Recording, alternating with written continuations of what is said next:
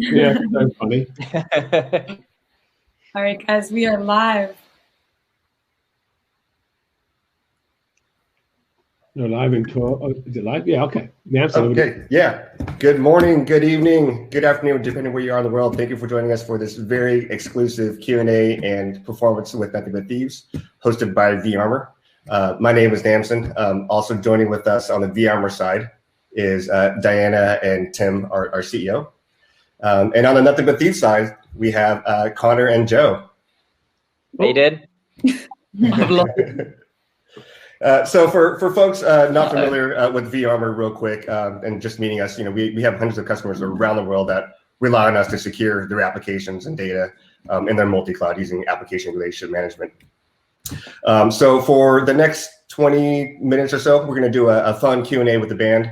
And then at the end, we'll share a link to the performance that Nothing But Thieves has been kind enough to put together for us, for you guys to tune into the performance. So before we kick off, again, thank you for everyone for being here. We thought I can't hear Namson at all. I don't know what's going on. I can hear you. Can you hear me? I see. I'm just sitting there like, all right, you got me. You can spot me because I can't hear you. I can't hear Namson. But. Yeah. So I can hear everyone else. During this pandemic, it's more important than ever for us to all smile, and who better to do that smiling with than our friends at Nothing But Thieves. So Tim, do you want to kind of kick off the Q&A and questions? Yeah, I'll kick it off. I'm big fans of the band, have been for years and years and years. Got drunk with them, celebrated my birthday with them, and had a really great time all over the world. So thrilled that we could do this in a time of a pandemic when there's not much to smile about and everybody doesn't want to turn on the TV, otherwise they go batshit crazy. I just want to say thanks for doing this. Have a smile and just keep enjoying it, because we got to have something to smile about right now. I mean, come on. All right, so who's going to do the questions? Diana, you going to do questions? Yeah, I can jump and start into the questions. We got a lot of awesome questions. I can hear you, so that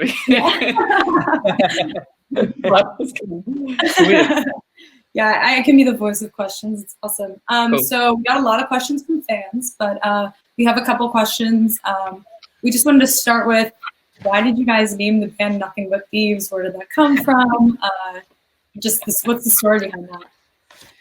Oh, well, which one do you want to tell today, Joe? Have we got any new ones in the pipeline? No, honestly, we haven't. Can't think of any. Like we make them up every single time. Our favourite one we stuck with quite a lot was that our good friend Joe used to be a pizza delivery driver, and our good friend Gersh tell everyone. Would still, huh? Tell everyone. Yeah. Here we go. Steal the toppings off our pizzas, and we just called it. He said that we're nothing but thieves, and that stuck. And that's definitely the right and true reason why that. It's not made up on the pizza topping, I guess. Then what are you stealing off the pizza? I don't know. I think he's selling pepperoni. Actually, this guy Gershwin, his name. He was in the band briefly. He played keyboard, and oboe. Wasn't very good. And he's also the character from the song Itch as well. The song is about Gersh basically. So he's sort of in Nothing But Thieves mythology quite a few times. It's quite true. That's funny. That's awesome. I have a question. For Conor and Joe. What's the funniest thing that's happened on tour? What's something fun and embarrassing you guys could share? Someone else asking a question. Namza said, "What's the funniest thing that's happened on tour, or most embarrassing?" Oh gosh. Connor's I think the crowd surf. I don't know what is going on. What is this? Can you hear me? Oh, Connor, can you hear me? The crowd surf. Yeah. Or something. Yeah, something else. Yeah, maybe you can filter through. Yeah, basically, I jumped. Can you hear me? But I jumped off stage and thought people would catch me, and jumped and landed straight on my back and my head, and then had to go to a chiropractor for a few months. No, that really fucked my back up.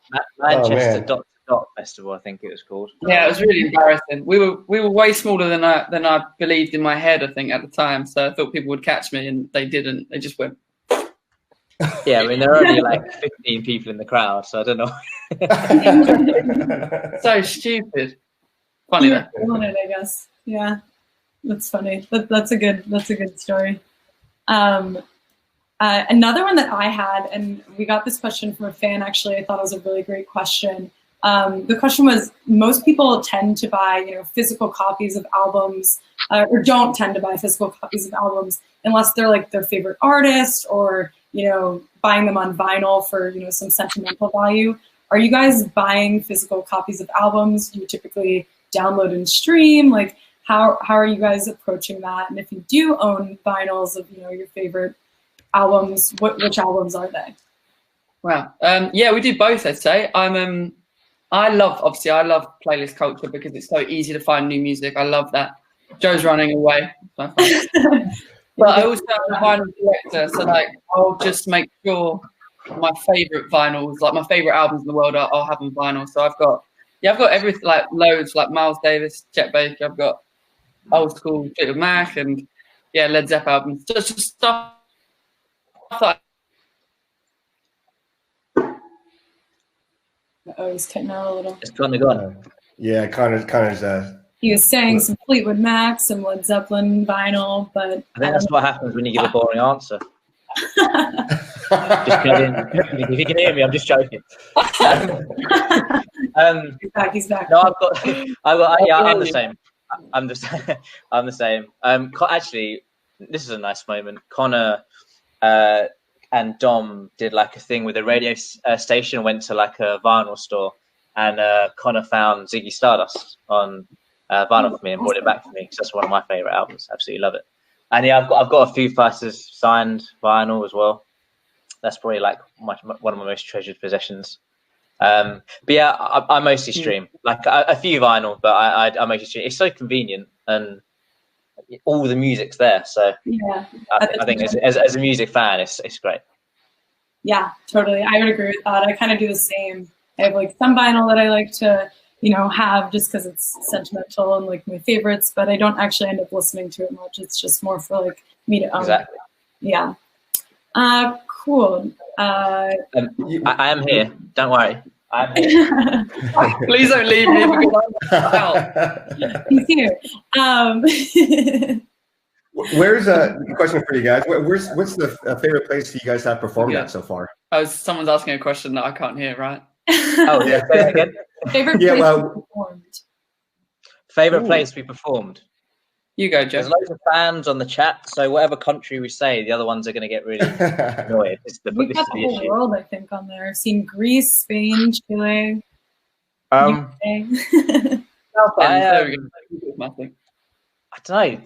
The variety is kind of part of it. Like, I guess Europe's always fun because, you wake up in a different country every single day. Like, I love that side of things. But then, visiting South America and like Russia and Asia, that's all really exciting because they feel like so sort of alien to our culture and stuff. There's so much more going on and so many different things. I don't know. I couldn't pick one. How about you, Connor? I think I generally like touring Asia. It's so, like Joe said, it's so unusual for us. Hello.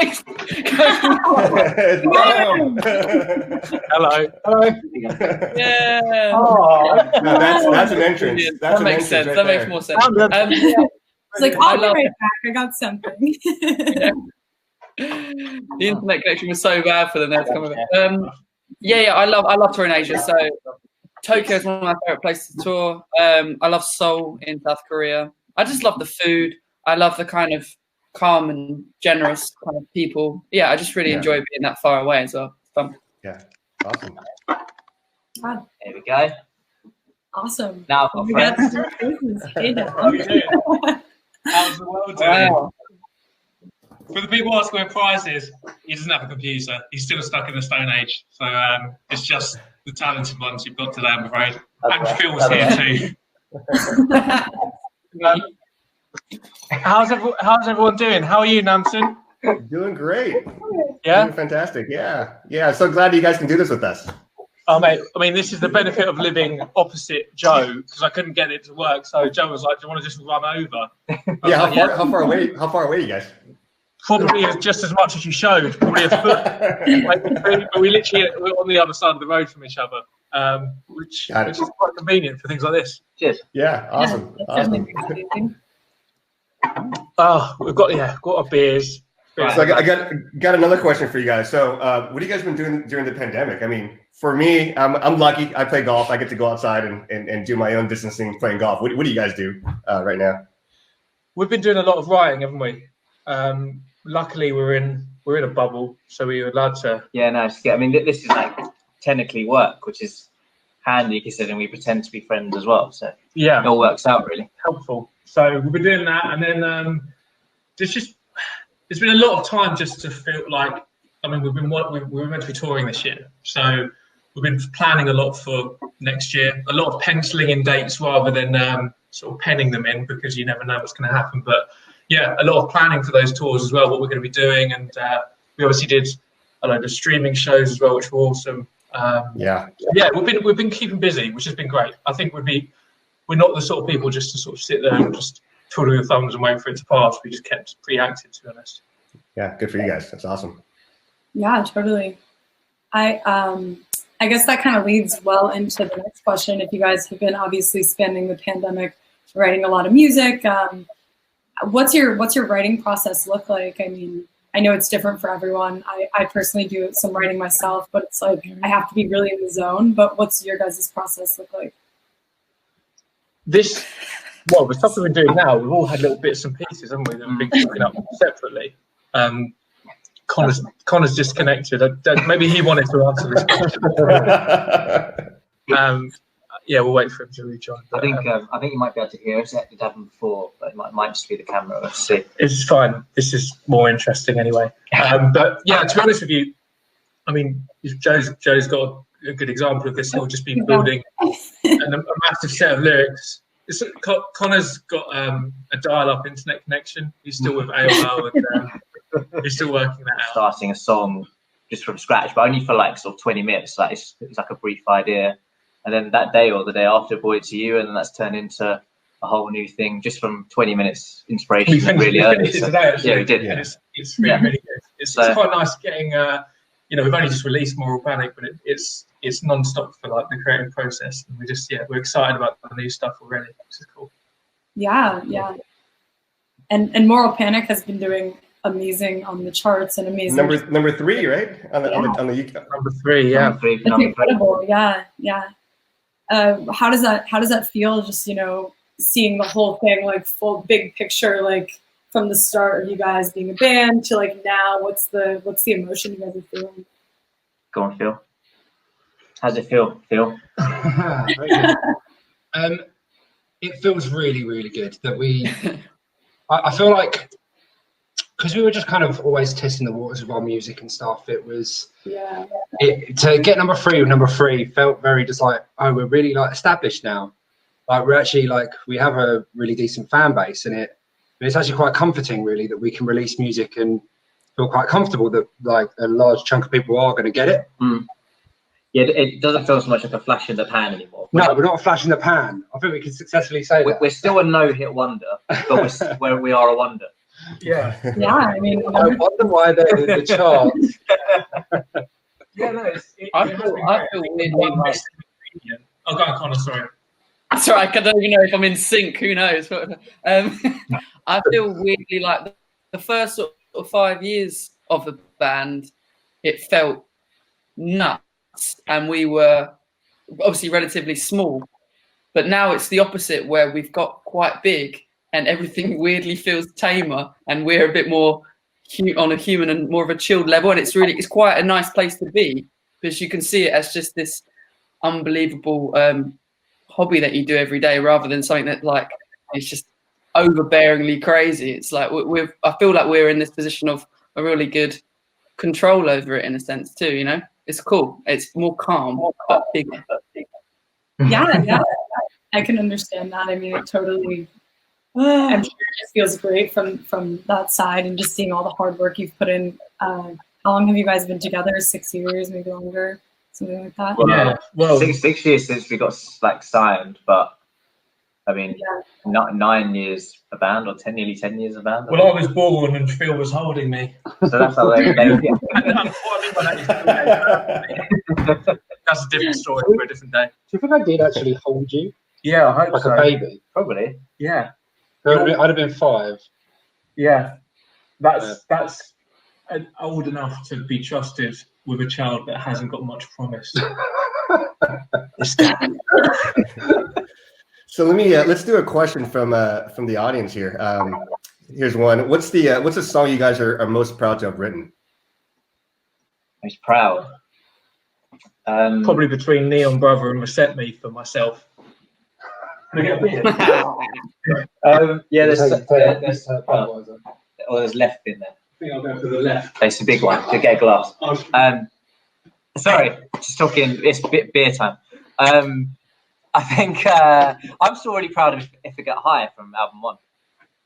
I think there's something about that song. Yeah, me too. Really simple. It's like 2 chords. Has like a really sort of big emotional scale. Like, I don't know. It's that we just sort of hit a good one on like the first album. I still really enjoy that song. Yeah.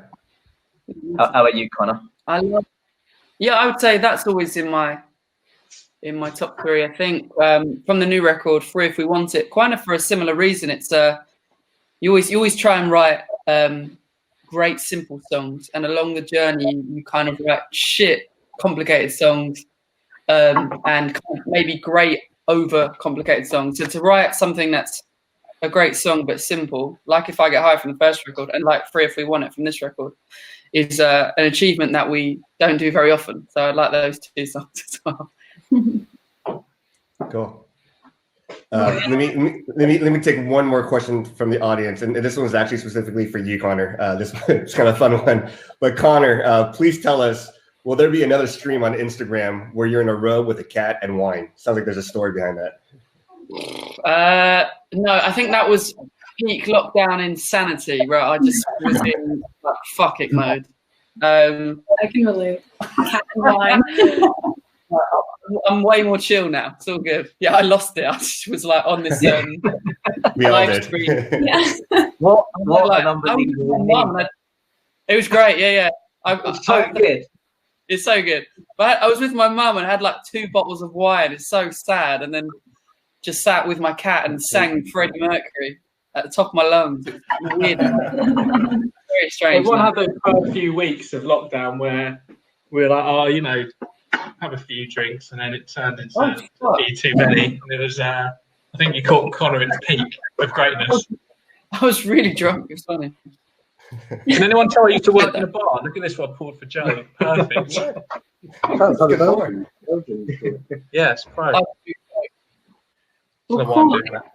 I think we have time for a couple more questions. The stream's going to start in just 6 minutes, so I think we could do like 1 or 2 more questions. A question I'm curious about is who are your guys' biggest musical influences? Maybe each of you want to answer and give 1 or 2. I know you mentioned a few on the vinyl question, but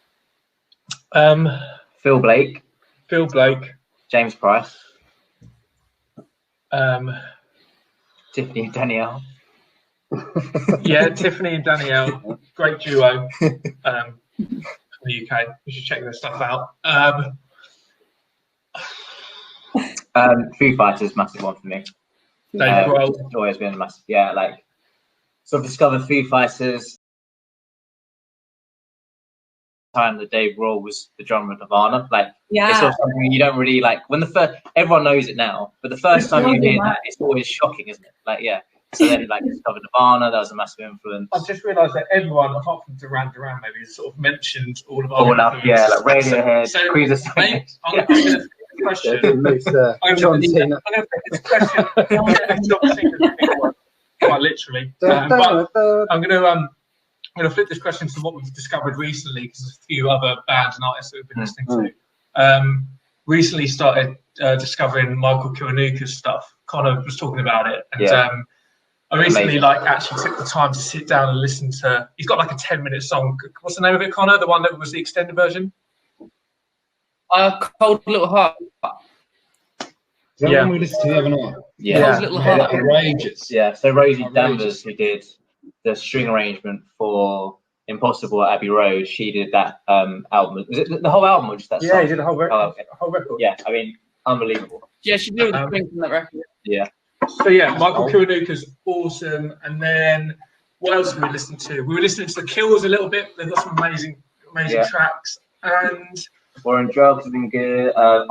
New Idols album's amazing.